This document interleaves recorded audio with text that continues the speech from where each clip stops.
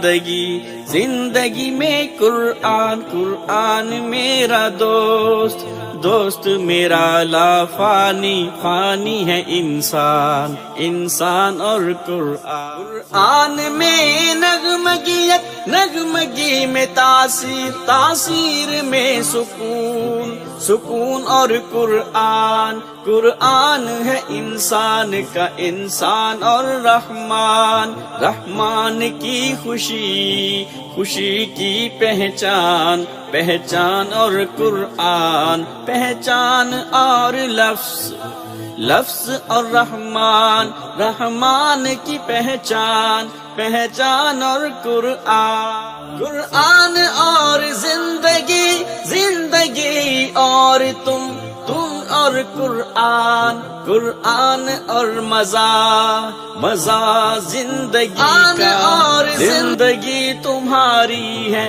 زندگی ادھاری ہے، جانے کی تیاری ہے، تیاری اور قرآن، قرآن اور وقت، وقت ہے قرآن کا۔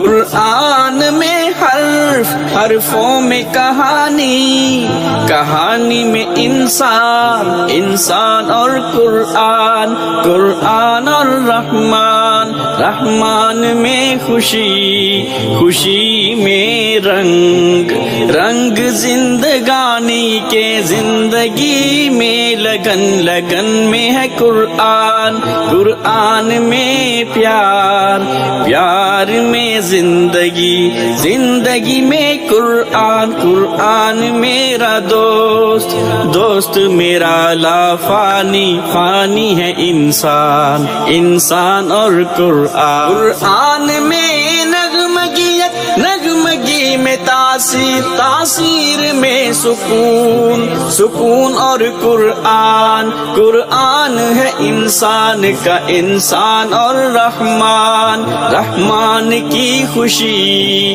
خوشی کی پہچان، پہچان اور قرآن، پہچان اور لفظ، لفظ اور رحمان، رحمان کی پہچان، پہچان اور قرآن، قرآن اور زندگی، زندگی اور تم اور قرآن، قرآن اور مزہ، مزہ زندگی کا، زندگی تمہاری ہے، زندگی ادھاری ہے، جانے کی تیاری ہے، تیاری اور قرآن، قرآن اور وقت، وقت ہے قرآن کا، قرآن میں حرف، حرفوں میں کہانی، کہانی میں انسان، انسان اور قرآن، قرآن اور رحمان، رحمان میں خوشی، خوشی میں رنگ، رنگ زندگانی کے، زندگی میں لگن، لگن میں ہے قرآن، قرآن میں پیار، پیار میں زندگی، زندگی میں قرآن، قرآن میرا دوست، دوست میرا لا فانی، فانی ہے انسان، انسان اور قرآن، قرآن میں نغمگیت، نغمگی میں تاثیر، تاثیر میں سکون، سکون اور قرآن، قرآن ہے انسان کا انسان اور رحمان، رحمان کی خوشی، خوشی کی پہچان، پہچان اور قرآن، پہچان اور لفظ، لفظ اور رحمان، رحمان کی پہچان، پہچان اور قرآن، قرآن اور زندگی، زندگی اور تم اور قرآن، قرآن اور مزہ، مزہ زندگی کا، زندگی تمہاری ہے، زندگی ادھاری ہے، جانے کی تیاری ہے، تیاری اور قرآن، قرآن اور وقت، وقت ہے قرآن کا۔ قرآن میں حرف حرفوں میں کہانی، کہانی میں انسان انسان اور قرآن، قرآن اور رحمان، رحمان میں خوشی، خوشی میں رنگ، رنگ زندگانی کے، زندگی میں لگن، لگن میں ہے قرآن، قرآن میں پیار، پیار میں زندگی، زندگی میں قرآن، قرآن میرا دوست۔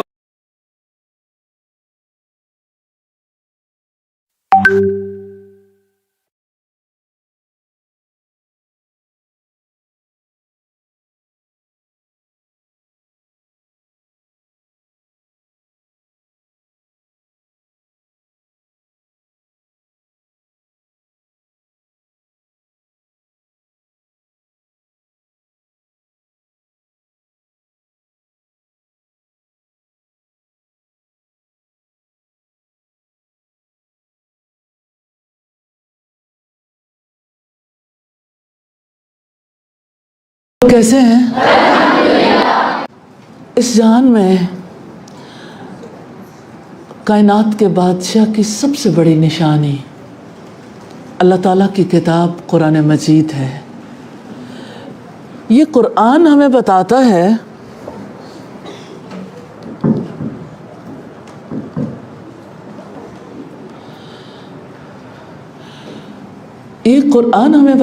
ہے کہ قوت کا خزانہ اصل میں ساری قوت کہاں ہے۔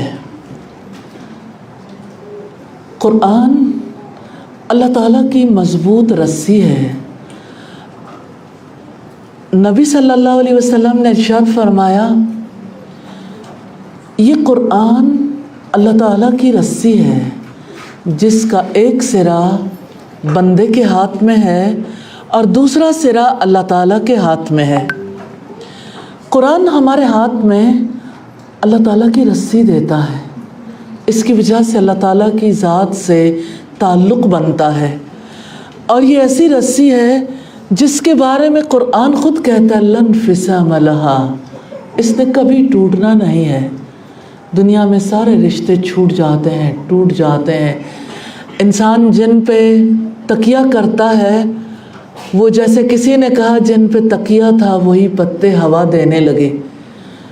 تو جن رشتوں پر انسان کو بڑا ناز ہوتا ہے، بلکہ آپ یوں سمجھیے کہ جن چیزوں پر بھی، جس چیز پر انسان کا دنیا میں اعتماد ہوتا ہے نا، انسان وہیں سے پکڑا جاتا ہے۔ اللہ تعالیٰ وہیں سے اسے پورے طریقے سے آزماتے ہیں اور احساس دلاتے ہیں کہ دیکھو کسی چیز کی کوئی اوقات نہیں، کسی چیز کی کوئی حیثیت نہیں ہے ماں سوائے اللہ تعالیٰ کے۔ تمہارے لیے اصل ذات اللہ تعالیٰ کی ذات ہے جس کے سوا ہمارا کوئی سہارا نہیں ہے۔ قرآن ہمیں بتاتا ہے اس کائنات میں اوپر اللہ ہے نا، نیچے اصل سہارا اللہ تعالیٰ کی ذات ہے۔ باقی سہارے ایسے ہیں جن کے بارے میں کسی نے کہا توہین زندگی ہے سہاروں کی زندگی۔ ایک اللہ کی ذات کا سہارا ایسا ہے جو قابل اعتماد ہے، جس نے کبھی ٹوٹنا نہیں، جس نے کبھی چھوٹنا نہیں، جس کے سوا دنیا میں کوئی سہارا نہیں ہے۔ قرآن ہمیں بتاتا ہے کہ اللہ تعالیٰ کی ذات ہے جس کی وجہ سے ہمیں اس زندگی کی حرارت حاصل ہوئی۔ اب سوچیں کیسے اللہ تعالیٰ نے انسان کو مٹی سے بنایا، اسے بولنے والا، اسے سننے والا بنایا۔ آپ امیجن کر سکتے ہیں کہ بچے کی پیدائش سے پہلے کون جانتا ہے وہ بچہ کہاں چھپا ہوا تھا۔ کبھی کبھی میں سوچتی ہوں ہم سب، ہمارے وجود کی حقیقت یہ ہے کہ 100 برس پہلے ہم میں سے کسی کو کوئی تلاش کرنا چاہتا تو کوئی کچھ بھی نہیں تھا۔ سارے لوگ اچانک کہاں سے اگائے، زندگی کی حرارت کہاں سے ملی؟ وہ ذات ہے جس نے پیدا کیا، وہی ہے جو رزق دیتا ہے اور وہی ہے جو دلوں کو سکون دیتا ہے۔ اسی نے فرمایا الا بذکر اللہ तत्मइन्नुल क़ुलूब। सुन लो, अल्लाह की याद में दिलों का इत्मीनान है। कितने ही लोग हैं जो म्यूज़िक में दिल का इत्मीनान तलाश करते हैं। कुछ लोग चैट करके सुकून पाने की कोशिश करते हैं, कुछ कॉल्स के ज़रिए कि चलो बातचीत हो जाए तो इस तरह से हमारा दिल सुकून पा जाएगा। कुछ किटी पार्टीज़ में जाते हैं, कुछ अपने जैसे लोगों के दरमियान अपनी इंटेलेक्चुअल शेयरिंग करके खुश होते हैं। सारी चीज़ें इंसान को नफ़ा भी देती हैं, नुकसान भी देती हैं, कुछ नफ़ा कुछ नुकसान। लेकिन एक ज़ात ऐसी है जिसके साथ की हुई कोई बात कभी नुकसान नहीं दे सकती, जिसकी ज़ात की वजह से हमारे लिए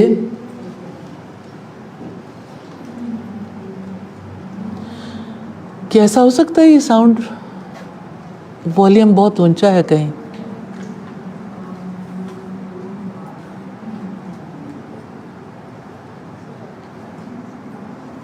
ऊपर कहीं साउंड है बहुत ज़्यादा।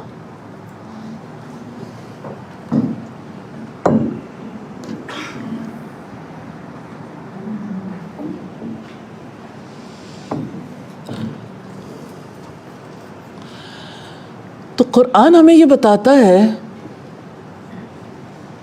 प्लीज़ वॉल्यूम, आवाज़ नहीं आती।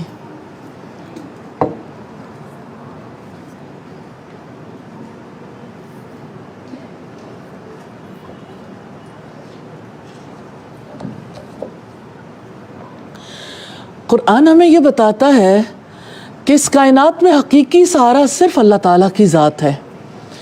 उसी ज़ात की वजह से ज़िंदगी की हरारत भी हासिल होती है, उसी के ज़रिए से दिलों को सुकून भी मिलता है। उस ज़ात का ताल्लुक़ सबसे मज़बूत रस्सी है, वही मुश्किल कुशा है, वही हमारा दस्तगीर है, वही हमारा मौला है, वही हमारा मददगार है। उसी के हाथ में सारी कुव्वत है, उसी के हाथ में इज़्ज़त है। व तुइज़्ज़ु मन तशाउ व तुज़िल्लु मन तशा। तू जिसे चाहता है इज़्ज़त देता है और तू जिसे चाहता है ज़िल्लत से हमकिनार करता है। और अब देखिए कि दुनिया में इंसान को किस चीज़ की तलाश है। आपको जो कुछ चाहिए उसके ख़जाने अल्लाह ताला के पास हैं। आप सोच के देखिए, चलिए एक लम्हे के लिए आप अपने दिल में सोचिए कोई ऐसी चीज़ जो बिल्कुल नामुमकिन हो। क्या अल्लाह ताला के लिए मुमकिन है? तो अल्लाह ताला के लिए मुमकिन है, लेकिन फ़ैसला उसकी ज़ात का है कि उसने कब किसी को किस तरह से नवाजना है। तो वो ज़ात है जिसके पास इज़्ज़त है। अगर किसी को इज़्ज़त की तलाश है, अगर कोई इज़्ज़त पाने के लिए तालीम हासिल करना चाहता है, माल कमाना चाहता है, अगर इज़्ज़त कमाने के लिए ताकतवरों के साथ रहना चाहता है, तो जान लीजिए कोई आपको इज़्ज़त नहीं दे सकता। इज़्ज़त उसके हाथ में। इन्नल इज़्ज़त लिल्लाहि जमिया। बेशक इज़्ज़त तो सारी की सारी अल्लाह ताला के लिए है। तो आप इज़्ज़त चाहते हैं तो इज़्ज़त वाले के साथ जुड़ जाएं। आप कुव्वत चाहते हैं ना, पावर चाहता है इंसान, तो कुव्वत वाले के साथ जुड़ जाएं। आप रिस्क चाहते हैं तो रिस्क देने वाले के साथ जुड़ जाएं। आप सुकून चाहते हैं तो सुकून देने वाले के साथ जुड़ जाएं। आपको रहमत चाहिए तो रहमत नाजिल करने वाले के साथ जुड़ जाएं। आप अपनी ज़िंदगी में बरकत चाहते हैं तो उसके साथ जुड़ जाएं जिसके हाथ में बरकत है। तबारकल्लज़ी बियदिहिल मुल्क। बड़ा बरकत वाला है वो जिसके हाथ में बादशाहत है। वहुवा अला कुल्ली शैइन कदीर। और वो हर चीज़ पर पूरी तरह कुदरत रखने वाला है। अपनी कुदरत को देखिए। मेरी आँख यहाँ दीवार के पार नहीं देख सकती, और दीवार के पार की बात तो दूर की है, आप मेरे सामने बैठे हैं, मैं आपके दिल की बात भी नहीं देख सकती। मुझे नहीं मालूम आप क्या देख रहे हैं और आप क्या सोच रहे हैं, और आप यानी आपके अंदर क्या उधेड़बुन जारी है, अल्लाह ताला जानता है। अल्लाह ताला के माँ सिवा कोई नहीं जानता। तो अल्लाह ही के हाथ में सारी कुव्वत है, और कुव्वत वाला वो है जो उसका सहारा पकड़ ले, और जो उसको छोड़ दे جو اللہ تعالیٰ کو چھوڑ دے اس کے لیے ذلت کے سوا کچھ نہیں ہے. جس کو اللہ تعالیٰ کا دیا ہوا علم مل گیا اس کو سب کچھ مل گیا. جو علم اللہ کی کتاب میں ہے نا، یہ اللہ تعالیٰ کے الفاظ ہیں.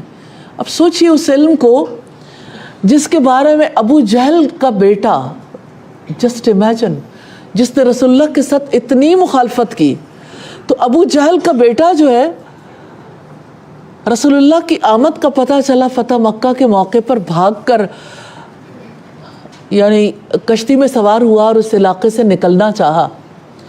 کشتی بھی مل گئی، سمندر کے بیچوں بیچ پہنچا تو ایک بھنور میں پھنس گیا. اللہ سے بھاگ کر کوئی کہاں جا سکتا ہے؟ انسانوں سے تو کوئی بھاگ سکتا ہے، اس رب سے بھاگ کر کوئی کہاں جائے گا؟ جب وہ پکڑا گیا، کسی پولیس کے ہاتھوں نہیں، کسی انٹیلیجنس ایجنسی کے ہاتھوں بھی نہیں، اللہ تعالیٰ کے ہاتھوں. اللہ تعالیٰ کے ریکارڈ میں تو سب کچھ ہے، اس سے بھاگ کر کوئی کہاں جائے گا؟ تو جب وہ عین سمندر کے بیچ میں پہنچا تو اس نے اسی طرح بتوں کو پکارنا شروع کیا جیسے دوسرے لوگ پکار رہے تھے. ہمارے یہاں بھی لوگ پکارتے ہیں، آپ نے بھی دیکھا ہوگا، کسی قبر سے دعائیں کرتے ہیں، کسی یعنی ایسی چیزوں سے سوال کیے جاتے ہیں. آپ اپنے ہمسایہ ملک میں دیکھیں، گائے کے پیچھے، بیل کے پیچھے قربان ہو جاتے ہیں اور 10 روپے کے خدا ریڈیو پہ بکتے ہیں. انسان کی عقل ہے نا. اور جس وقت وہ خدا پرانا ہو جاتا ہے اس کو پھینک دیتے ہیں کوڑے کے ڈھیر پہ. یعنی جب کوڑے کے ڈھیر پہ پھینکا تو آپ کو یقین آ گیا اس نے کچھ نہیں کرنا. لیکن جس وقت آپ خرید کے لائے تھے تو آپ ہاتھ جوڑ کے اس سے اپنی زندگی کے لیے بہت کچھ مانگ رہے تھے. تو صرف ہمسائے ایسے نہیں، ہمارے یہاں بھی بہت سے ایسے لوگ ہیں جن کی سمجھ میں یہ بات نہیں آتی کہ قوت صرف اللہ تعالیٰ کے پاس ہے، اختیار صرف اللہ تعالیٰ کے پاس ہے. تو عزت اسی کے لیے ہے جو اس کو پکڑ لے، قوت اسی کی ہے جو اس کو پکڑ لے. باقیوں کے لیے ذلت کے سوا کچھ نہیں ہے. اور جس کو ہم دیکھ رہے تھے کہ جس کو یہ علم ملا اسے سب مل گیا. اور میں آپ کو مثال دے رہی تھی اکرمہ کی، جو ابو جہل کا بیٹا اور جنہیں ہم سمندر کے بیچوں بیچ ابھی چھوڑ آئے تھے گفتگو کے دوران. تو اکرمہ نے یہ دیکھا کہ سب لوگ بتوں کو چھوڑ کر اب ایک اللہ کو پکارنے لگ گئے. تو اس نے کہا یہی بات تو محمد کہتا ہے. پھر اس نے گڑ گڑا کر دعا کی کہ اے میرے رب، اگر تو نے مجھے نجات دے دی تو میں محمد کے ہاتھ پر ایمان لے آؤں گا. تو اللہ تعالیٰ نے اس کو نجات دے دی اور وہ آیا اور رسول اللہ کے ہاتھ پر ایمان لے آیا. پھر اتنی بڑی تبدیلی آئی، جس وقت وہ قرآن پکڑتا تھا، قرآن پکڑ کے پڑھنے لگتا تھا، یہ کہتے کہتے بے ہوش ہو جاتا تھا، یہ میرے رب کا کلام ہے، یہ میرے رب کا کلام ہے، یہ میرے رب کا کلام ہے. ریلی اس ایمان کی اس یقین کی، اس ایمان کی ہمیں بھی ضرورت ہے. اللہ تعالیٰ ہمیں بھی ایسا یقین نصیب فرمائے. کیا میری آواز پہنچ رہی ہے سب تک؟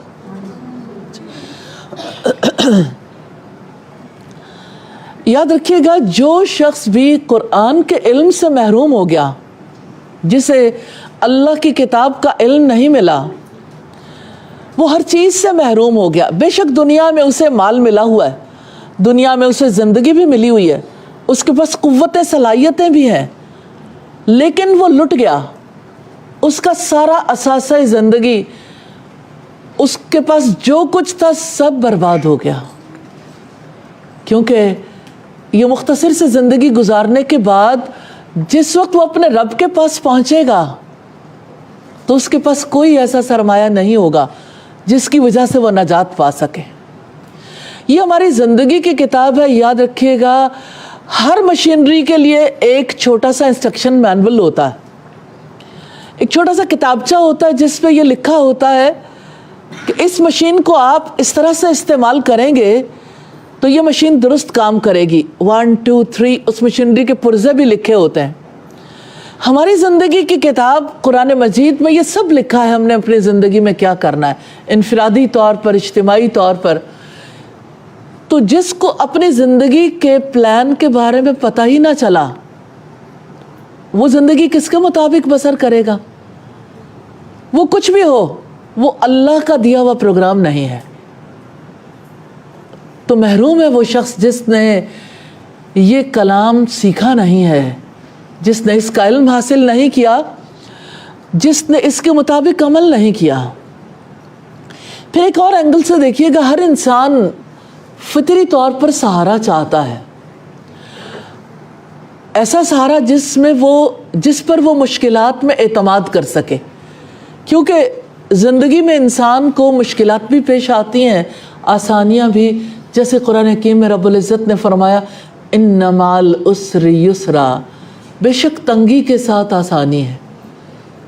خوشی اور غم زندگی کے دو پہلو ہیں، اور یوں آتے ہیں زندگی میں کہ خوشی آئی پھر غم آ گیا، کبھی غم غم غم، پھر خوشی خوشی خوشی، یعنی کئی خوشیاں اکٹھی آ جاتی ہیں، کئی غم اکٹھے آ جاتے ہیں، اور کبھی ایسا ہوتا ہے ہر خوشی کے بعد غم آ رہا ہوتا ہے۔ اب جب کوئی غم آتا ہے، کوئی مصیبت آتی ہے، کوئی مشکل آتی ہے، تو انسان کو سہارا چاہیے۔ انسان چاہتا ہے کوئی ایسی ہستی ہو جس پر وہ مشکل حالات میں اعتماد کر سکے، مشکل حالات میں جس کے سامنے اپنا سر جھکا دے، وہ اسے بتائے کہ اب اسے کیا کرنا ہے، اب اسے کیسے اپنی زندگی گزارنی ہے، کس طرح سے اس مشکل سے، اس بھنور سے نکلنا کیسے ہے۔ جب تکلیف ہو تو اس کے سامنے ہاتھ اٹھا دے، جب خوشی ہو تو اس کے سامنے سجدہ شکر بجا لائے۔ کوئی کتنا ہی عظیم ہو، ساری دنیا کا بادشاہ بھی ہو، اس کے اندر بھی یہ کمی موجود ہے، اس کی شخصیت میں بھی یہ خلا موجود ہے کہ وہ بھی چاہتا ہے کوئی ہو جس سے میں مانگوں تو وہ مجھے دے دے، کوئی ہو جس کے آگے میں جھک جاؤں۔ اگر یہ خلا، یہ ویکیوم اللہ تعالیٰ کی ذات سے پر نہ کیا جائے تو انسان گمراہ ہو جاتا ہے، بھٹک جاتا ہے۔ اور اگر اس خلا کو اللہ تعالیٰ کی ذات سے پر کیا جائے، اس سے مانگا جائے، اس کے آگے ہاتھ پھیلائے جائے، اس کے سامنے سجدہ شکر کیا جائے، اس سے مصیبتوں میں پناہ مانگی جائے، تو اگر اللہ تعالیٰ کی ذات سے مدد مانگی جائے تو یہ توحید ہے۔ اور اگر اللہ تعالیٰ کے ماں سوا کوئی راستہ تلاش کیا جائے تو ظاہر ہے کہ یہ ایک اللہ پر بیلیو نہ ہونا ہے، انسان فوراً ایمان سے کفر کی سرحد تک جا پہنچتا ہے۔ اگر اللہ کی ذات کے سوا کسی اور میں یہ سہارا ڈھونڈا جائے، کیا ڈھونڈتے نہیں ہیں لوگ؟ اپنی مشکل میں کسی کو پکارتے نہیں ہیں، مشکل میں کسی سے مدد نہیں مانگتے۔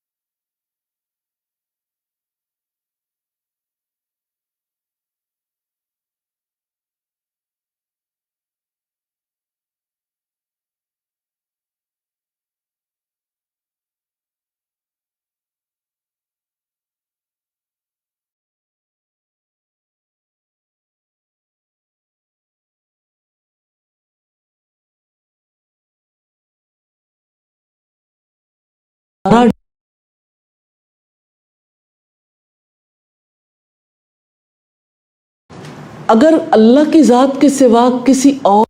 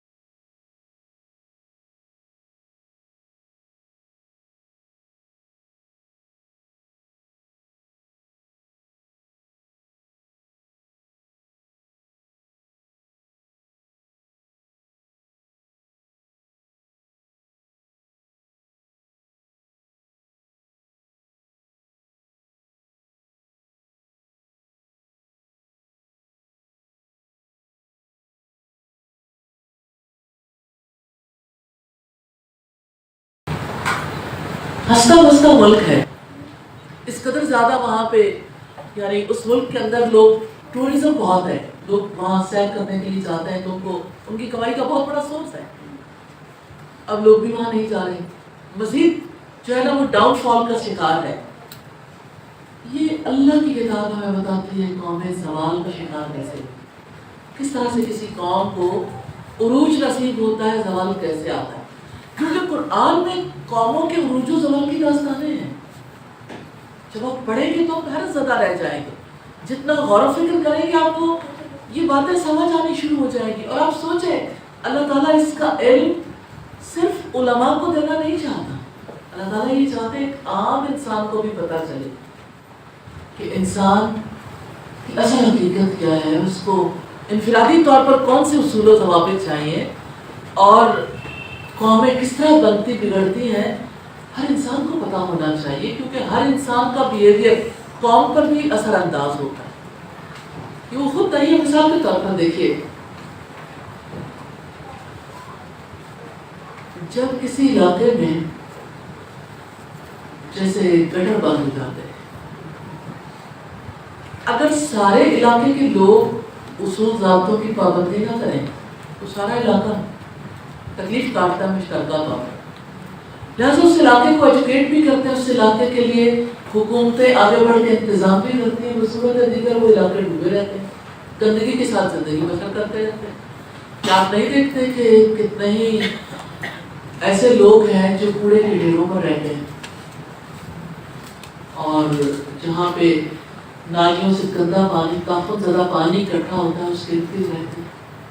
زندگی کے دن ان کے ایسے بھی گزرتے ہیں کہ جب لوگ اس بارے میں اللہ کے اصولوں کی پرواہ نہیں کرتے تو زندگیاں کیسے برباد ہو جاتی ہے. انسانوں نے جو اصول حفظان صحت کے لیے بنائے اور جس طرح سے انہیں یعنی اصولوں کی پاسداری کرنی چاہیے نہ کریں تو ساری سوسائٹی اکٹھے نقصان اٹھاتی ہے.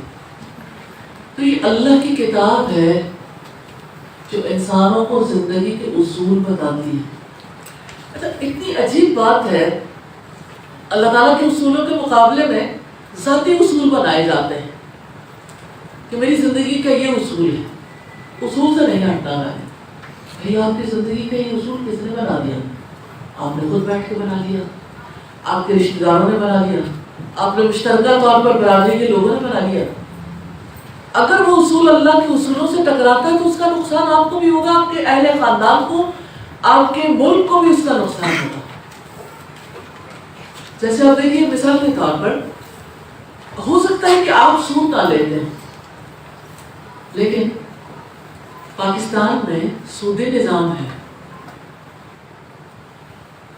کوئی اس بات پر غور و فکر کرنے کے لیے تیار نہیں تھا کہ سودی نظام تباہ کر دیتا ہے معاشروں کو اور انسانوں کو. کیونکہ اللہ پاک نے اپنی کتاب میں فرمایا اب بھی جو سود کھانا نہ چھوڑے تو اللہ اور اس کے رسول کے ساتھ جنگ کے لیے تیار ہو جائے. اور اتنی سادہ سی بات اللہ تعالیٰ نے اپنی کتاب میں فرمائی، یمحق اللہ الربا ویربی الصدقات. اللہ تعالیٰ سود کا مٹ مار دیتا ہے. سودی معیشت برباد ہو گئی رہتی، وہ زوال پذیر ہوگی سود کی وجہ سے. جتنی سود کی شرح ہائی ہوگی مہنگائی ہوگی. تو سود کی وجہ سے جو نقصان ہے اس نقصان کو جب قومیں نہیں سمجھتی اور لوگ سودی کاروبار کرتے رہتے تو پورا معاشرہ نقصان ہوگا. اب دیکھیے پورا معاشرہ کیا مہنگائی کے شکار نہیں ہے؟ ایک غریب کا بچہ بھی پانی کی بوتل کے پیچھے بھی ٹیکس دے گا. اس نے اپنے بچے کو دودھ پلانا ہے، اس پر بھی وہ ٹیکس دے گا. اتنا ظلم کا نظام ہے دنیا میں. سیلز ٹیکس اللہ کے اصولوں کے خلاف ہے نا، لیکن پوری دنیا میں سیلز ٹیکس رائج ہے. ساری دنیا میں، صرف ہمارے ملک میں نہیں. لیکن دنیا جس طرف جائے گی ہم بھی اس طرف جائیں گے تو اللہ تعالیٰ کی ناراضگی ہم پر نہیں آئے گی. تو ہمارے پاس تو اللہ کی کتاب ہے، ان کے پاس تو اللہ کی کتاب نہیں ہے. اب سوچئے ایک غریب نے ایک چپاتی کھانی ہے، اس چپاتی پر بھی ٹیکس ہے. جو بریڈ کھائے گا اس بریڈ پر ٹیکس ہے، ایک انڈے پر بھی ٹیکس ہے. کون سی چیز ہے جس پر ٹیکس نہیں؟ ہر چیز پر ٹیکس، ٹیکس پر ٹیکس، ٹیکس پر ٹیکس ہوگا تو چیزیں مہنگی نہیں ہوگی. کتنا سادہ اصول ہے جو اللہ تعالیٰ نے اپنی کتاب میں دیا. رسول اللہ نے ہمیں بتایا تُخْذُوا مِنْ أَغْنِيَائِهِمْ وَتُرَدُّوا إِلَىٰ فُقَرَائِهِمْ. ان کے غنیوں سے لے لو اور ان کے غرباء تک لوٹا دو. تو یہ تو مالداروں پر لگنا چاہیے نا. ایک غریب پر کیسے ٹیکس لگا دیا کہ وہ جوتا پہننا چاہتا ہے تو جوتے پر بھی ٹیکس ہوگا. اس نے کوئی چیتھڑا پہننا ہے اس چیتھڑے پر بھی کسی نہ کسی نے ٹیکس پے کیا ہوا ہے. جس بستر پر وہ سوئے گا اس بستر پر بھی ٹیکس. یعنی کوئی چیز ایسی نہیں ہے جو ٹیکس سے خالی ہے. تو سوسائٹی کے اندر ایسے ظالمانہ اصول اور قاعدے اور قانون ہوں گے تو سارے لوگ اکٹھے سفر کریں گے, مہنگائی بھی ہوگی اور اس کے ساتھ ساتھ اللہ تعالیٰ کی طرف سے اور عذاب بھی آئیں گے. کیونکہ آپ دیکھیں نا یمحق اللہ الربا, اللہ تعالیٰ تو سود کو برباد کر کے رکھ دیتا ہے نا. جہاں سود کھاتے ہیں لوگ وہاں پہ بربادی ہے, نسلوں کی بربادی ہے اور اشیاء خود و نوش کی بربادی ہے. کہیں سے تو کوئی سیدھا کام ہوگا ہی نہیں. یہ قرآن اللہ کا دستور ہے, اس میں اللہ تعالیٰ کے اصول ہیں. قرآن مجید اللہ تعالیٰ کی آواز ہے. Can you imagine? یہ الفاظ انسانوں کے الفاظ نہیں ہیں, یہ اللہ تعالیٰ کی آواز ہے جو سنائی نہیں دیتی. لیکن کتنا عجیب سلسلہ ہے, جو انسان اسے اپنی آواز میں پڑھنا چاہے اللہ تعالیٰ کی طرف سے اجازت, وہ پڑھے, وہ سنے, وہ سنائے. جس انسان کی آواز میں بھی اللہ کا کلام ہوگا وہ آواز اللہ تعالیٰ کی آواز ہے, وہ پکار اللہ تعالیٰ کی پکار ہے. قرآن مجید میں اللہ تعالیٰ کی طرف سے دی گئی ہدایات ہیں. یہ قرآن قانون ہے جس میں معاشرے کی تنظیم کے لیے صحیح بنیاد ہے کہ معاشرہ کس طرح سے قائم ہوگا. انسانیت کی تعمیر کے اصول ہیں. اس قرآن میں حکمت ہے. یہ قرآن شفا ہے. اور آپ دیکھیں قرآن کہتے ہیں وَمَن يُؤْتَ الْحِكْمَةَ فَقَدْ أُوتِيَ خَيْرًا كَثِيرًا. جس کو حکمت دی گئی اسے خیر کثیر دے دیا گیا. قرآن سراسر حکمت ہے جس کو آپ نے چھوڑ دیا. کیا میں آپ سے سوال کر سکتی ہوں, آپ نے قرآن کو کیوں چھوڑا؟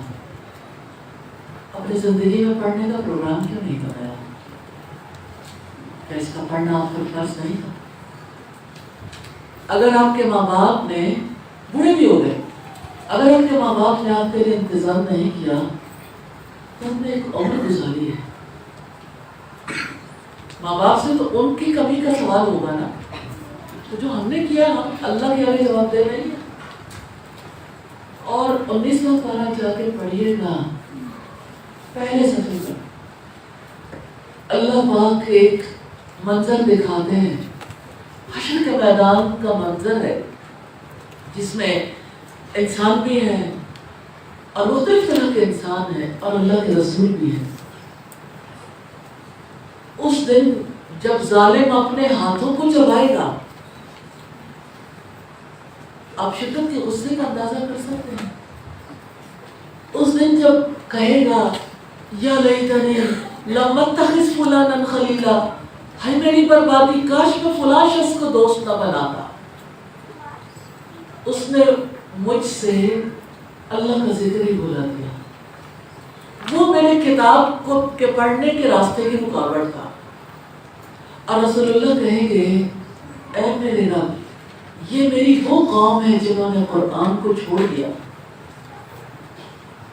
گواہی خلاف پڑ جائے گی. اپنے آپ سے پوچھئے آخر میں نے کیوں نہ سوچا کہ میری زندگی کے بعد موت آنے والی ہے, موت کے بعد مجھے حشر کے میدان میں پیش کیا جانے والا ہے. مجھ سے سوال ہوگا اس زندگی کے بارے میں, اور مجھ سے سوال ہوگا اس قرآن کے بارے میں جو میری زندگی کی کتاب ہے. تو یہ قرآن جس میں انسانیت کی بیماریوں کا علاج ہے, جس میں میرے لیے بھی شفا ہے, آپ کے لیے بھی, اپنی شفا کو, اپنی صحت کو, جو اللہ تعالیٰ نے ہمارے لیے ہمارے نفع کے لیے بھیجی ہے اسی کو چھوڑ دیا. یہ قرآن تو فرقان ہے. فرقان کہتے ہیں حق اور باطل میں فرق کرنے والا، یعنی ٹھیک کیا ہے، غلط کیا ہے، رائٹ کیا ہے، رانگ کیا ہے. اس میں حق اور باطل کی صحیح نشاندہی کر دی گئی. یہ قرآن تو نور ہے، روشنی ہے، جس سے انسانیت کے گمراہ قافلے راستہ پاتے ہیں. یہ قرآن نصیحت ہے جو کائنات کے مالک کی طرف سے بندوں کی طرف بھیجی گئی. یہ قرآن تو یاد دہانی ہے جو انسان کی سوئی ہوئی فطرت کو جگاتی ہے. یہ قرآن انسان کو جھنجھوڑتا ہے، یاد دلاتا ہے کہ تم بے مقصد پیدا نہیں کیے گئے. افحسبتم انما خلقناکم عبثا وانکم الینا لا ترجعون. کیا تم نے یہ گمان کیا ہے کہ ہم نے تمہیں یوں ہی بے مقصد پیدا کر دیا اور تم ہمارے پاس لوٹ کر نہیں آؤ گے؟ فتعال اللہ الملک الحق. بہت بلند ہے وہ بادشاہ حقیقی کہ ایسا عبث کام کرے کہ بے مقصد ہی پیدا کر دے. اس نے بڑے مقصد کے تحت پیدا کیا ہے. اس نے ہمیں جانوروں کی طرح پیدا نہیں کیا. جانوروں کی بایولوجیکل نیڈز ہیں کہ انہیں کھانے کی ضرورت ہے، انہیں کھانے پینے کے علاوہ سونے کی ضرورت ہے. ظاہر ہے نیند کے بغیر جیسے انسان فریش نہیں ہوتا ایسے جانوروں کو بھی نیند کی ضرورت ہوتی ہے. انہیں بھی آرام کی ضرورت ہے. انہیں بھی یعنی اللہ تعالیٰ نے ان کے اندر بھی فطری جذبہ رکھا ہے، وہ بھی اولاد پیدا کرتے ہیں. تو یہ کام جو ہم کر رہے ہیں یہ تو سارے جانور کر رہے ہیں. کون سا جانور ہے جو یہ کام نہیں کرتا؟ پھر اتنا خوبصورت چہرہ لے کے، ایسا وجود لے کے جس کے پاس عقل ہے، ہم اپنے آپ کو اینیمل لیول پہ کیوں رکھے ہوئے؟ جانوروں کی سطح پہ کیوں رکھا کہ ہماری صرف بایولوجیکل نیڈز ہیں، ہماری صرف جسمانی ضروریات ہیں، ہمیں صرف بھوک لگتی ہے ہم کھاتے ہیں، پیاس لگے پیتے ہیں، اور اگر سیکس ڈیزائر ہو تو اس کو پورا کرتے ہیں، اپنے جیسی اولاد پیدا کرتے ہیں. یہ سارے کام تو جانور. آپ کسی کتے کو دیکھیں، بلی کو دیکھ لیں، آپ شیر کو دیکھیں، بکری کو دیکھ لیں، آپ کسی بھی جانور کو، اڑنے والے پرندوں کو دیکھیں، مچھلیوں کو دیکھیں، سب کے سب یہی کام کرتے ہیں. اللہ تعالیٰ نے انسان کو اپنے لیے پیدا کیا. انسان کو محض اپنی بایولوجیکل نیڈز پوری کرنے کے لیے پیدا نہیں کیا. دیکھیے میں سادہ سی ایگزامپل دیتی ہوں.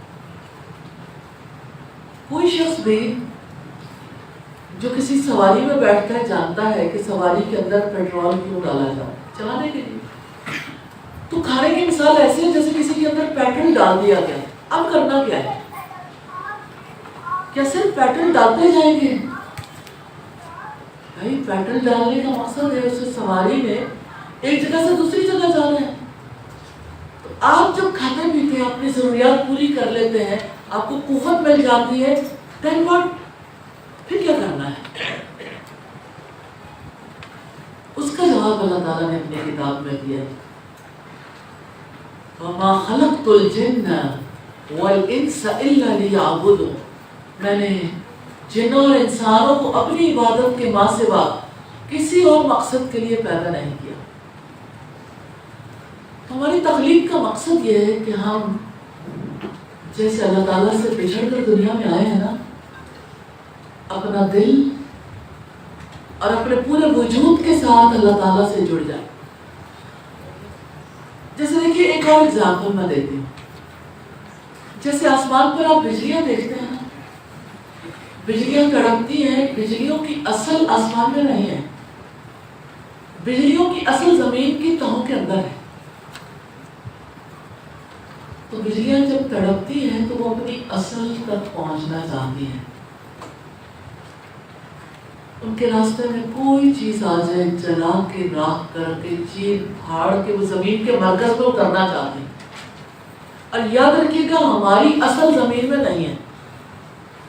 زمین کی مٹی سے انسان پیدا کیے گئے، لیکن زمین ہماری اصل نہیں ہے، کیونکہ اللہ کی کتاب قرآن ہمیں یہ بتاتا ہے وَنَفَخْتُ فِيهِ مِن رُوحِي کہ میں نے انسان میں اپنی روح پھونکی ہے. یہ روح ہے جس کی وجہ سے ہم جانوروں سے ممتاز ہیں. تو یہ روح بے قرار رہتی ہے، جیسے بجلی آسمان پہ تڑپتی ہے نا، ایسے ہماری روح بے قرار رہتی ہے. اللہ تعالیٰ کے ساتھ محبت کرنے کے لیے، اس کے ساتھ جڑنے کے لیے، اس کو یاد کرنے کے لیے. جب انسان بھٹک جاتا ہے، اپنے رب کو یاد نہیں کرتا، تو وہ بے قرار ہو جاتا ہے. یہ بے قراریاں ہیں جسے کبھی آپ ڈپریشن کا نام دیتے ہیں، کبھی آپ انگزائٹی کا نام دیتے ہیں، کیونکہ جو بھی سوچنے والا شخص ہے اسے ضرور پریشانی ہوتی ہے، اس کو ضرور سوالوں کا جواب چاہیے ہوتا ہے، اور جب اسے کچھ پتہ نہیں چلتا تو وہ گمراہ ہو جاتا ہے، وہ اپنے ہی اندھیروں میں ڈوب جاتا ہے، اس کے اوپر خوف مسلط ہو جاتا ہے، اسے کوئی راستہ سجائی نہیں دیتا. تو اللہ تعالیٰ نے ہمیں اپنے لیے پیدا کیا ہے. ہماری زندگی کا مقصد عبادت ہے تاکہ ہمارے دل محبت اور تعظیم کے ساتھ اللہ تعالیٰ سے جڑ جائیں. ہمارا اصل مقصد اللہ تعالیٰ سے محبت کرنا ہے، اللہ تعالیٰ کی خوشی کے لیے جینا ہے. جب ہم اللہ تعالیٰ کی خوشی کے لیے جیتے ہیں ہم اپنی زندگی کا مقصد پورا کرتے ہیں. نبی صلی اللہ علیہ وسلم نے فرمایا ذاق طعم الایمان، اس نے ایمان کا مزہ چکھ لیا. من رضی باللہ ربا، جو اللہ کے رب ہونے پہ راضی ہو گیا، وبالاسلام دینا، اور اسلام کے دین ہونے پہ راضی ہو گیا، وبمحمد نبی رسول، اور محمد صلی اللہ علیہ وسلم کے نبی اور رسول ہونے پہ راضی ہو گیا. تو یہ جو اللہ کی رضا پہ راضی ہونا ہے یہ کوئی سادہ بات نہیں ہے. آپ کو کوئی بیماری آئے تو آپ اسے اللہ تعالیٰ کی جانب سے سمجھیں. ہمارے یہاں تو مائنڈ سیٹ ایسا ہے، جو ہی کسی کی بیماری کا پتہ چلتا ہے گلا خراب ہے، کیا کھایا تھا؟ کھٹا کھایا، ٹھنڈا کیا. اب وہ سارے لوگ کوشچنس ہی ایسے کرتے ہیں. پتہ لگتا ہے کہ اچھا کھٹے میں اتنی طاقت ہے کہ وہ کسی انسان کے گلے کو پکڑ سکتا ہے. نو ڈاؤٹ پکڑتا بھی ہے، لیکن وہی کھٹا 10 لوگوں نے کھایا، ایک پکڑا گیا. تو بھائی 9 لوگوں کو کھٹے نے کچھ نہیں کہا، ایک کیسے پکڑا گیا؟ تو انسان کو یہ سمجھ نہیں آتی کہ بیماری اللہ کی تقدیر سے ہے. جب وہ نہیں سمجھتا تو پھر راضی بھی نہیں ہوتا. پھر وہ کہتا ہے یہ بیماری مجھ پر کہاں سے آ گئی، پھر وہ صبر بھی نہیں کرتا. پھر بیماری کے بارے میں گھبراہٹ آتی ہے. آپ سوچیے کسی خاندان میں جب کسی کو کینسر ہو جاتا ہے تو اہل خاندان کو لگتا ہے سب کی موت واقع ہو گئی، کیونکہ اب کاروبار کیا، اب ہر چیز بک جائے گی اور علاج پھر بھی نہیں ہوگا، پھر بھی اس شخص نے دنیا سے چلے جانا. تو آپ دیکھیے کہ ہم اس جہان میں اللہ تعالیٰ کو راضی کرنے کے لیے بھیجے گئے. ہمیں یہ سبق دیا جاتا ہے کہ اللہ کی مرضی نہیں، آپ کی مرضی، میرا جسم میری مرضی. کافرانہ فکر ہے، کیونکہ جس کی تخلیق اس کی مرضی ہے نا، جس نے پیدا کیا وہ مرضی بتائے گا. کیسا نہیں ہوتا کہ جس نے جو مشینری انوینٹ کی ہے، ایجاد کی ہے، وہ اس کا انسٹرکشن مینول دیتا ہے، وہ بتاتا ہے کہ اس مشینری کو کیسے آپریٹ کرنا. اگر اس کو فالو نہیں کریں گے، اپنی مرضی کریں گے تو مشینری چلے گی نہیں. ایسے ہی انسان کا معاملہ، انسان پر اللہ کی مرضی کی بجائے کسی اور کی مرضی مسلط کر لیجیے تو ہوگا کیا؟ انسانوں کی تباہی، انسانوں کی بربادی. تو اس قرآن میں وہ سب کچھ ہے جس کی انسان کو ضرورت ہے، جس کی وجہ سے انسان اس دنیا میں اطمینان والی زندگی بسر کر سکتا ہے۔ یہ قرآن اللہ تعالیٰ کی کتاب ہے، اسی کے ذریعے سے اللہ تعالیٰ اپنے بندوں سے ہم کلام ہوتا ہے۔ یہ قرآن تو اللہ تعالیٰ کا نمائندہ ہے، سفیر ہے۔ یہ قرآن اللہ تعالیٰ کی رسی ہے، یہ قرآن اللہ تعالیٰ کا پیمانہ ہے۔ اس پیمانے کے مطابق ناپ کے دیکھا جائے گا کس کا عمل اس کے مطابق ہے۔ اگر مطابق ہوگا تو ٹھیک ہے، بصورت دیگر ریجیکٹ کر دیا جائے۔ کیا آپ کبھی اس انداز میں سوچتے ہیں کہ مجھے میرے عمل کو قرآن کے مطابق جانچا جائے گا؟ تو آپ یہ بتائیے کہ کس کس کے ہاتھ میں قرآن ہے جس کے مطابق کل فیصلے ہو رہے ہیں؟ اس کتاب کو تو ابھی آپ نے ہاتھ میں پکڑا ہی نہیں، اس کتاب کی تو ضرورت ہی محسوس نہیں کی، اس کی اتنی ضرورت محسوس کی ہے کہ دلہا دلہن کو اس کے نیچے سے گزار دیں۔ بھلا انہیں کیا پتا چلے گا کہ آپ نے زندگی کیسے گزارنی؟ اس کو لکھ کے کھول کے پلا دیں۔ یا کتنے ہی لوگ ہیں جو تعویذ بنا کے گلے میں لٹکا لیتے، دیواروں پہ سجا دیتے۔ قرآن تو زندگی کی کتاب ہے، زندگی کے لیے آئی ہے، یہ اللہ تعالیٰ کی آواز ہے، اللہ کا کلام ہے۔ اللہ تعالیٰ کا کلام اس لیے آیا ہے کہ ہم اسے سمجھیں۔ اللہ کے رسول صلی اللہ علیہ وسلم نے فرمایا خیرکم من تعلم القرآن وعلمہ، آپ لوگوں میں سے بہترین لوگ وہ ہیں جو خود قرآن سیکھیں اور دوسروں کو سکھائیں۔ دی بیسٹ پیپل، اس سے اچھا کوئی کام نہیں ہو سکتا، یہ نبیوں والا کام۔ تو قرآن اللہ تعالیٰ کی کتاب ہے، اللہ تعالیٰ کی آواز ہے، اللہ تعالیٰ کا پیمانہ ہے۔ اس پیمانے سے انسانوں کے اللہ تعالیٰ سے تعلق کو ناپا جا سکتا ہے۔ کون اللہ تعالیٰ سے کتنا تعلق رکھتا ہے؟ اگر کوئی یہ دیکھنا چاہے کہ میرا اللہ تعالیٰ کی ذات کے ساتھ کیسا تعلق ہے،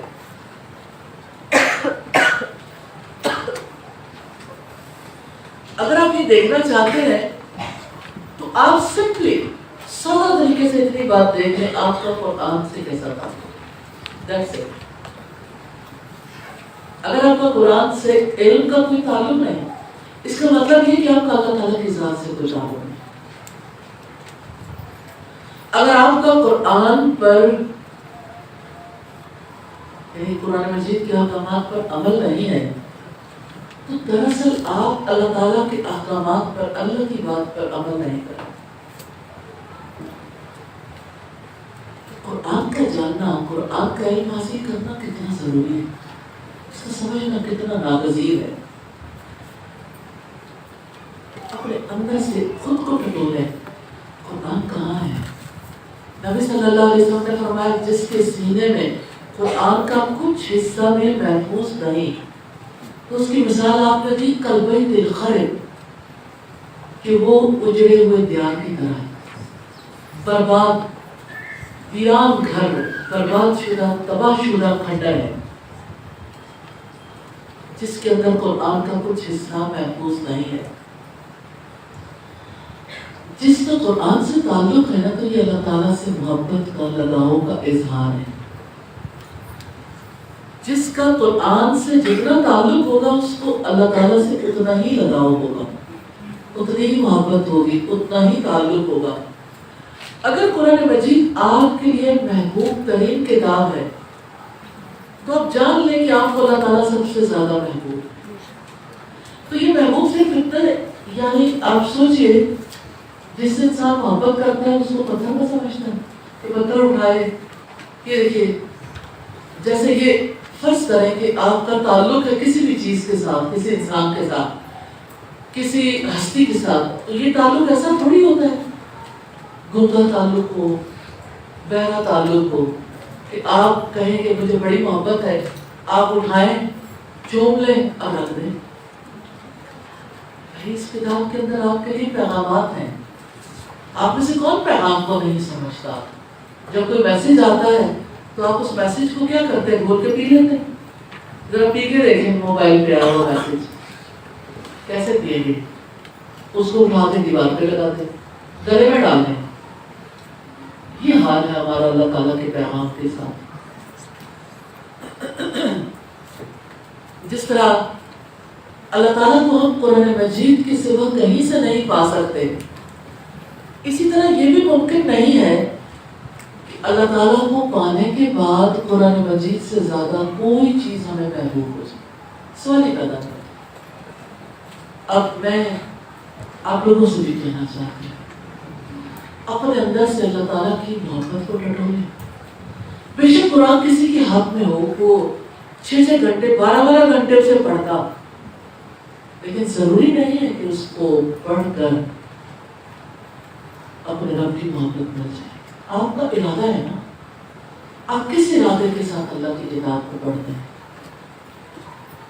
کیسے ممکن ہے کہ ایک انسان اللہ تعالیٰ سے محبت کرتا ہو، اس کے کلام کو پڑھے اور اس کے اندر کوئی تبدیلی نہ آئے؟ یہ تو بڑا گہرا تعلق ہے. جب آپ پڑھتے ہیں، سمجھتے ہیں، ہر بار یہ بات آپ کے اندر رہتی ہے کہ یہ اللہ کا کلام ہے، تو آپ کے دل کے اندر ارتعاش پیدا ہوتا ہے. بھائی آپ کسی تالاب پہ کنکر پھینکتے، کیا لہریں نہیں بنتی؟ تو آپ کیسے انسان ہے کہ آپ کے اندر اللہ کی محبت ہو اور اللہ کا کلام آپ کے دل پہ آیا کوئی اثر ہی کوئی ہلچل نہ؟ یہ ہو نہیں سکتا. یا تو کلام اللہ کو آپ نے محض الفاظ کی صورت میں لیا، جن الفاظ کو تلاوت کر لیا جائے، پڑھ لیا جائے اور یہ دیکھ لیا جائے جیسے یہودی پڑھتے ہیں نا، تو وہ صرف دیکھتے ہیں اچھا اس کا یہ مطلب ہے، اس کا یہ مطلب ہے، یہ بس دیٹس اٹ. وہ گہرائی کے ساتھ پڑھنے کے باوجود اس کے سارے پہلوؤں کو بھی دیکھتے ہیں، لیکن چونکہ ان کا آبجیکٹو ہدایت حاصل کرنا نہیں ہے، اس لیے انہیں ہدایت نہیں ملتی. تو کبھی یہودیوں کی طرح نہ قرآن حکیم کو پڑھیے گا کہ آپ پڑھیں اور آپ کے دل غلافوں میں ہوں کہ دل پر بہت ساری نہ کریں. یہ اللہ کا کلام ہے. ہر بار خود کو میسج دیجیے، یہ اللہ تعالیٰ کی آواز ہے، یہ اللہ تعالیٰ کا پیمانہ ہے. اس کے ذریعے ہمیں اللہ کا قرب ملتا ہے. مل سکتا ہے، ضروری نہیں ملے. اسی کو ملے گا جو خود چاہے گا، جو اس کے لیے ایفرٹ کرے گا، جو اس کے لیے اسٹرگل کرے گا. اس قرآن سے محبت کر لیں. یہی محبت اللہ تعالیٰ کی محبت ہے. یہی اللہ تعالیٰ کی محبت کو پانے کا ذریعہ ہے. یہی اللہ تعالیٰ کی محبت کا پیمانہ ہے. اس قرآن کا علم حاصل کر لیں. یہی علم ہماری سب سے بڑی ضرورت ہے. اس قرآن پر عمل کر لیں. یہی عمل آپ کو اللہ تعالیٰ کا محبوب بنا دے گا. اور میں ضرور آپ کے سامنے وہ حدیث رکھنا چاہوں گی. نبی صلی اللہ علیہ وسلم نے فرمایا،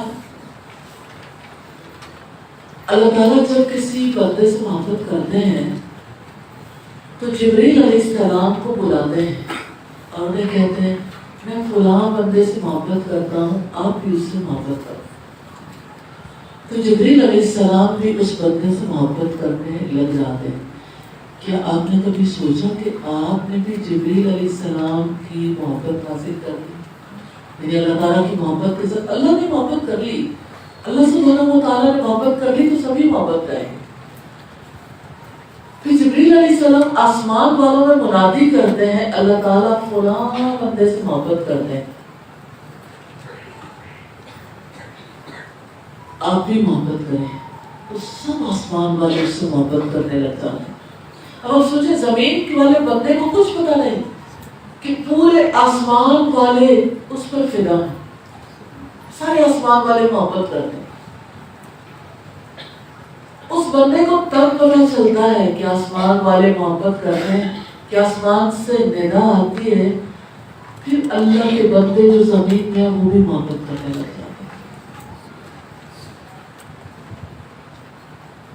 تو دیکھیں انسان تو انسانوں کو راضی کرنے کی فکر میں رہتے ہیں، اور اللہ تعالیٰ جس سے محبت کر لے اللہ تعالیٰ سبھی کو راضی کر دیتا ہے. اللہ تعالیٰ سے محبت کر لیں، اللہ کے کلام سے محبت کر لیں اور ارادہ کر لیں اب اللہ کے کلام کو سیکھنا ہے انشاءاللہ. کوئی سوال کرنا چاہے تو آپ سوال کریں. جی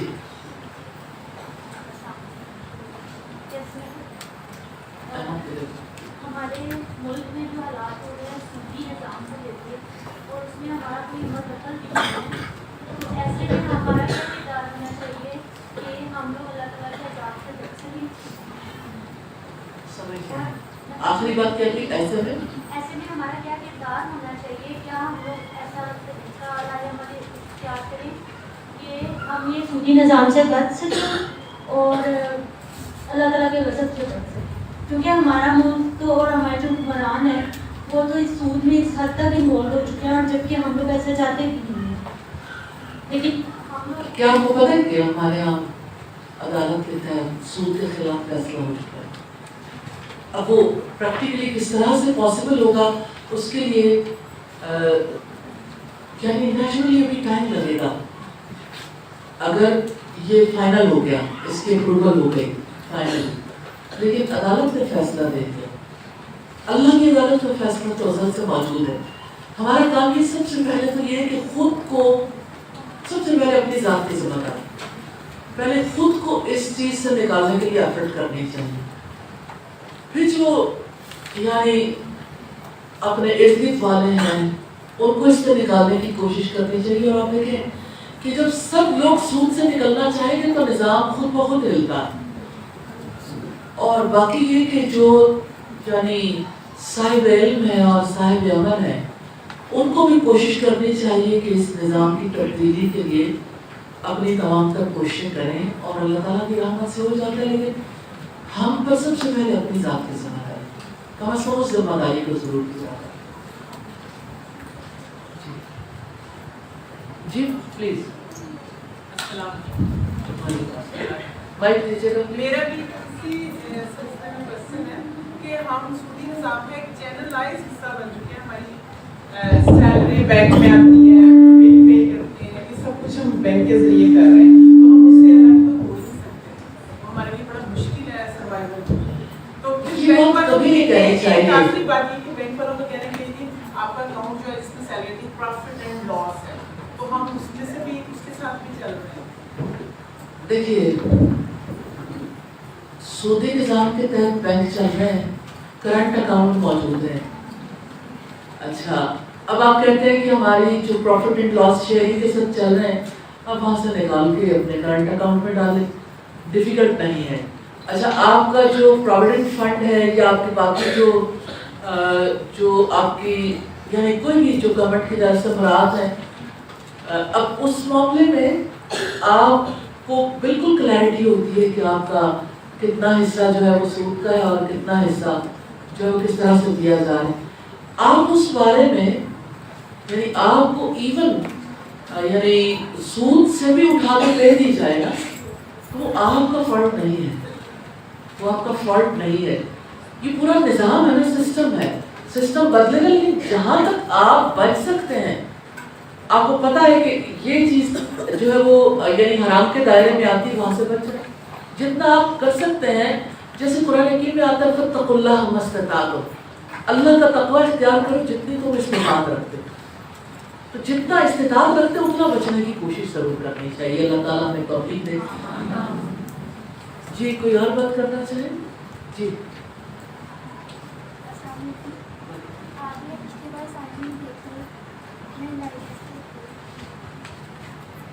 آواز بات کیجیے. ہاں پھر کیا چیز آپ نے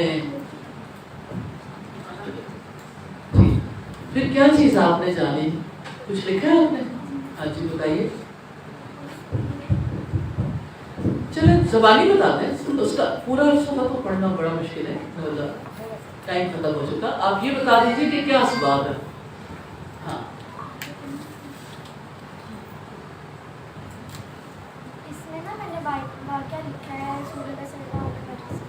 نہیں بیٹا پوائنٹس بتائیے، پوائنٹ بتائیے کیا سبب کیا ہے. ایک بات بتائیے، ایک بات. اچھا ٹھیک ہو گیا، ایسے نہیں پتا لگتا. اچھا ٹھیک ہے.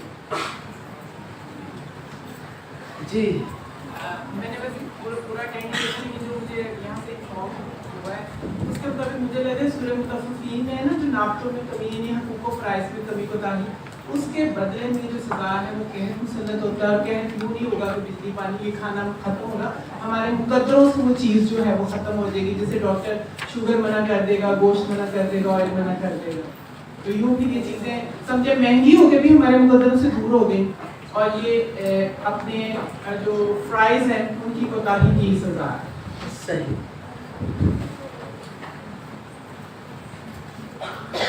सुभानक अल्लाहुम्मा व बिहम्दिका नशहदु अन ला इलाहा इल्ला अंता नस्तगफिरुका व नतूबु इलैक। एक दुआ करते जाएं, ये किसी के भाई की तबीयत खराब है, अल्लाह ताला उन्हें शिफाए कामिला अता फरमाए। तमाम पेशेंट्स के लिए दुआ है, अल्लाह ताला सबको शिफाए कामिला अता फरमाए। और फाइजा की अम्मी के लिए दुआ है, अल्लाह ताला उन्हें शिफाए कामिला व आजिला अता फरमाए।